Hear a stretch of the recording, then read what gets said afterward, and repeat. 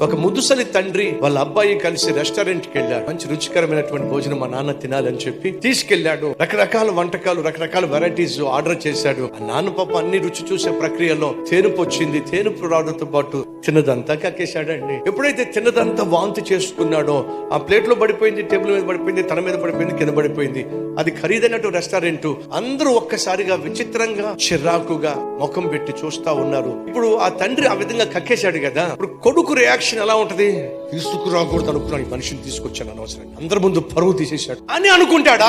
ఏం చేస్తాడని చెప్పి అందరూ చూస్తా ఉన్నారు. కొడుకు ఏం చేశాడో తెలుసా? గబగబా లేచాడండి, ఆ ప్లేట్ లో ఉన్న వాంతిని పక్కన పెట్టాడండి, వాటర్ తీసుకున్నాడండి, తండ్రి ముఖం మూతంతా తుడిచాడండి, బట్టల మీద పడినటువంటి ఆ వాంతిని కూడా క్లీన్ చేశాడండి. అన్న దగ్గరే వాష్రూమ్ ఉంది, క్లీన్ చేస్తారా అని చెప్పి నాన్న జాగ్రత్తగా పట్టుకెళ్లి వాష్రూమ్ తీసుకెళ్లి మొత్తం శుభ్రంగా క్లీన్ చేశాడండి. ఆ టేబుల్ ని క్లీన్ చేశాడు, మొత్తం ప్లేట్ అంతా పక్కకు పెట్టేశాడు, నీట్ గా తండ్రిని కూర్చోబెట్టాడు. నాన్న ఇప్పుడు చెప్పు, ఏం తినాలనిపిస్తుంది? ఏమి తినాలనిపించట్లేదురా, కొంచెం నాకు ఆయాసంగా ఉంది, ఏదైనా తాగుతావా నాన్న? మజ్జిగన తాగుతావా?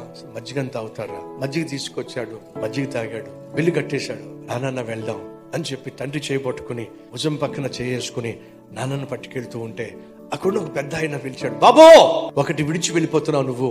ఏమి విడిచిపెడుతున్నా అని చెప్పేసి తన టేబుల్ మొత్తం చూసుకుంటే ఏమి విడిచిపెట్టట్లా.